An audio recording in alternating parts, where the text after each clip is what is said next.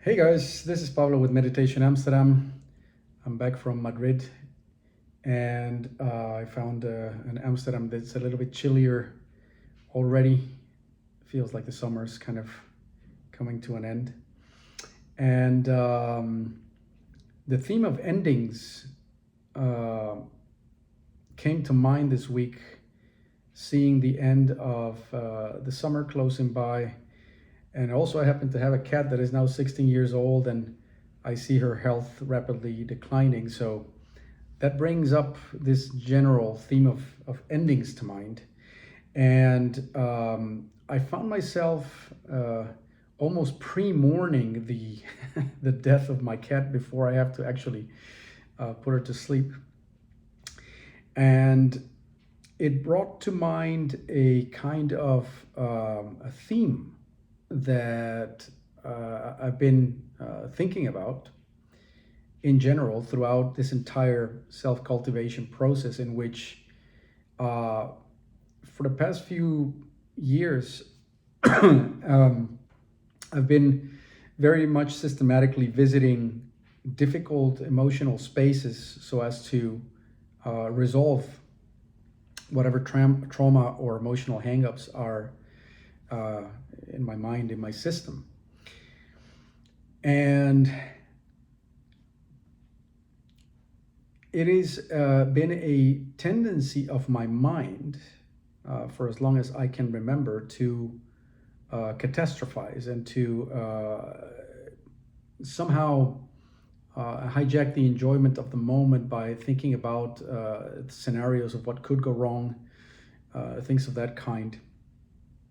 And that's not to say that I have never enjoyed myself. I certainly have, and I've been very lucky in that regard. But at the same time, there's always been this dark, clear little cloud that follows me, saying, "Yeah, but," and and then going into the mode of indeed what psychologists would call catastrophizing, which is to paint yourself bad future scenarios of what could go wrong. Now, for the longest time, I thought that was a problem.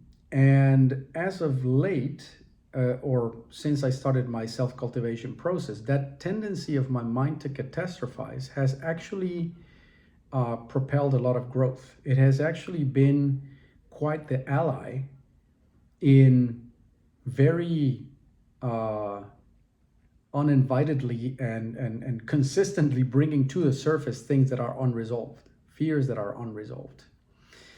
To the point where I've come to question the normal psychological take on whether catastrophizing is actually a problem, and where I land now in summary is that, as with any emotional hang-up or issue, it is a problem if we lack the adequate means to help it, or to have it help us fuel our transformation with it.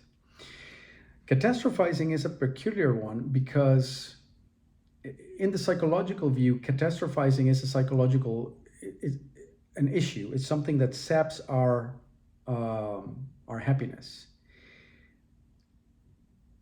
But the take that I've adopted as of late, and as usual, I adopt it always with a pinch of salt, and with all the regular caveats that are to be made. We don't want to sulk too long in negative emotions or anything of the like.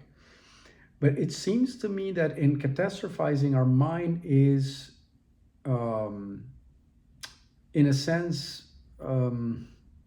pushing or aching or longing to resolve something that needs to be resolved. Now, what that is pointed at by Camus, I think, Albert Camus, the philosopher. I have not read Camus too much. I find him too depressive. Actually, he's a bit of a downer, if you ask me. But he's reported to have said that the real question in life is why not to commit suicide. In other words, if we know we're going to die anyway, why go through the motions of doing whatever it is that we do um, between now and then? And so to me, catastrophizing is a kind of mental indication that we have not resolved the life death dichotomy or the life death paradox. In other words, we have not effectively answered Camus' dilemma of why should I just not kill myself right now? And if you watch all our psychological fears, let's take a step back. I've made in the past the statement, it's a yogic statement, that all our emotions are eventually, if dug deep enough, underpinned by fear or fears, and that all fears are eventually underpinned by one single fear, which is the fear to not be, aka the fear to die. I can give examples of that, and it's fairly simple to see. If you take, for example, the fear of not doing anything significant with your life and leaving no legacy, right? So I was working with someone a couple of days ago, and they expressed precisely that fear. He said, well, took me as an example of all people, saying, well, you're at least doing this thing with your channel, but I feel like I'm doing nothing, and therefore I feel like I'm not leaving any legacy behind. I'm doing nothing significant with my life. Now, that fear makes no sense unless there's a death lurking behind, unspoken of. So that fear could more explicitly be phrased as, I'm not doing anything significant with my life before I die, right? Otherwise, you could always find another time to do something significant in your life. In 300 years' time, you go like, well, I guess I'll bother to do something now. The fear of being lonely or not having a significant other can be equally phrased as, I feel that I am alone and I will continue to be alone until I die.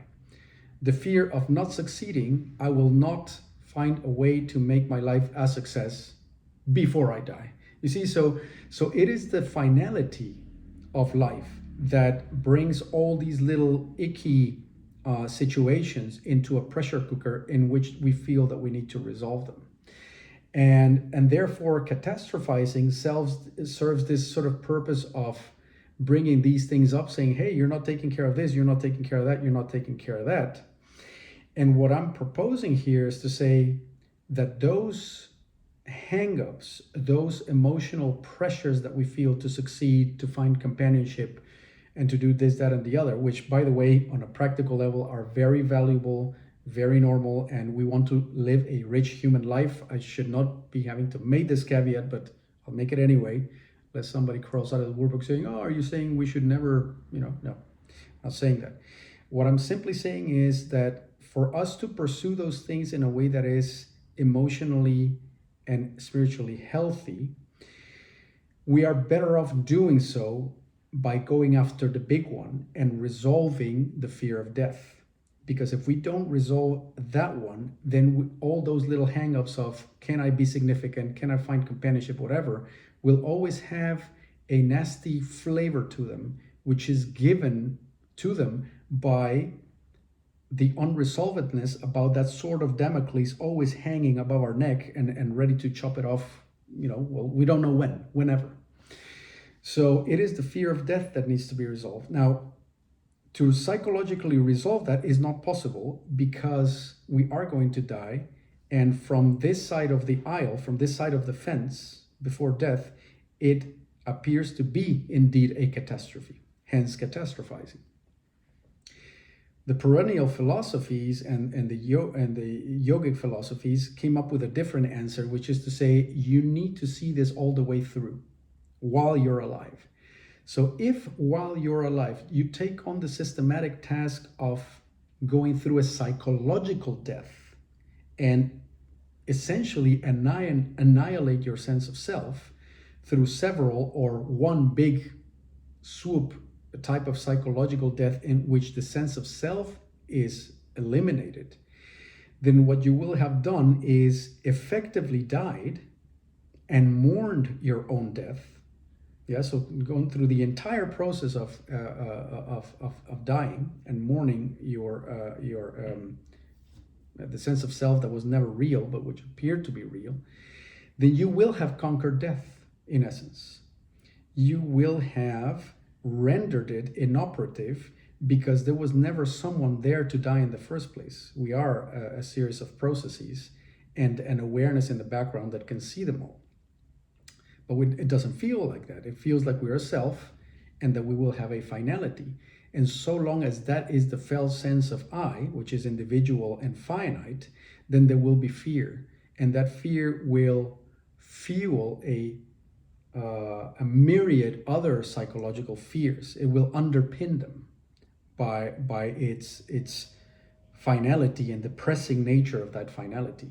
So contrary to the psychological view in which we should be as functional as possible and stop catastrophizing and see the sunny side of the street and achieve all those good things and be effective and happy and the rest of it, all good stuff, the yogic approach is to say, yeah, you may do all those things, but fear will always be behind, in the background, fear of losing those things, fear that they were not enough, fear that that there's a finality to them, and the looming question of, did you actually live the full human experience? Their answer is no, not until you have actually died to your sense of self. So long as you've not done that, you can never live a full life, because everything you will do will be will be a palliative or a pacifier to not having fully resolved the fear of death. Now, the interesting thing about the psychological death, having undergone a few small ones, perhaps not still the full big one myself, but having gone through several small ones, is that death seems to be a catastrophe to the apparent sense of self. Once part of that apparent sense of self dies and you come out the other end, realizing that whatever was afraid of dying was nothing worth preserving. It was never real. It was afraid because there was no ultimate essence to it. That's why it was afraid, and that's why it considered death a catastrophe. But if you go through it, you come out the other end and realize that that apparent sense of self, that apparent individuality that you were clinging onto, was an illusion. And having killed it, you feel far freer and more liberated than you could ever imagine. So that propels then a willingness to go through bigger ones and more all the time. It's what Shinzen Young calls the taste for purification, the willingness to go through psychological discomfort and death of the self, because you've realized that self that is seemingly dying was never real, and that is something that's truly holding you back into actually living, from actually living. Excuse me. So catastrophizing is pointing to something unreal that is not resolved. Going through psychological death is the only way to resolve it, and having gone through it, we see that death is not a catastrophe at all, but actually is the ultimate liberator. That destruction is the only thing that liberates, that you cannot have change without destruction, and that the very change that you're looking for is at the other side of the destruction of the several, the constellation of pieces that make up for our sense of self.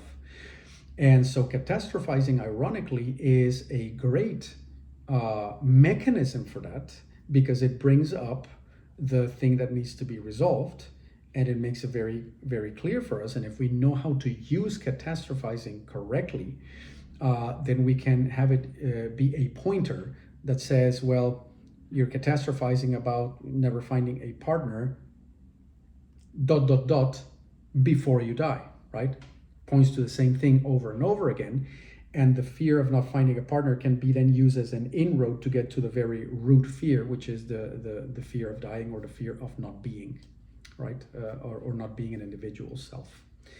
The other interesting trick about it is, of course, that the suicide that we're talking about is an emotional slash psychological suicide. We would never advocate for the real thing. The people who commit suicide do so because it's an untenable situation, but they never consider that the body is not the problem, that the problem is, of course, the sense of self. The problem is the mind, and that those two can be decoupled, and the sense of self can be sacrificed while retaining bodily integrity, and that's the real trick that we need to pull off. So this is a strange video in defense of catastrophizing, if you want to see it like that. We want to use that effectively. We don't want to bask for long periods of time in negative states of mind. I was in fact joking with this person that if someone saw the process that I typically follow for resolution of emotional wounds and pain, I never do this in public, by the way, but it would look very strange to someone looking at this, because we would be having a conversation, or I'd be just doing my thing, a trigger comes up, I would lay down on the sofa, I would go through an emotional crisis, I would cry my eyes out, and I would look like my whole life is coming apart. I would be inconsolable and hopeless for about 10 minutes or maybe half an hour. I would get up from that, wash my face, shake my body, and then the next minute I'd be cooking as if nothing had happened. It's almost like witnessing somebody who's completely psychotic. But the reason for this is because once you develop the groundedness and the ability to self-regulate, you can go from zero. It's like a Formula One driver. You can go from 0 to 250, 300 kilometers an hour and back to 0 as if nothing had happened, because the bandwidth is there, the groundedness is there, the ability to enter the difficult spaces there has been cultivated, but also the ability to pull back out. In other words, you can let it color your entire reality so that the pain can be properly felt, but there's somewhere something always in the background then pulls you back, and then your day can continue completely as normal, which it looks very strange, of course. That's what an animal would do. Eckhart Tolle says how when a duck fights with another duck, they shake it off and then carry on in the same pond as if nothing had happened. And that's precisely the kind of quality that we're trying to develop for ourselves, to become this clean funnel for things to be processed. So that's a video about catastrophizing. Just something that came up this week after my return from Madrid. I hope that you guys consider it interesting, and I'm, as usual, very keen to hear what you make of it. So do share it in the comment section. And as usual, if you think that these videos can benefit others, then you're liking, sharing, and subscribing. It's great for the channel. It's also very motivating to me. I'll be back with more pretty soon. Thanks for listening thus far. Be back with the next video. Cheerio. Bye-bye.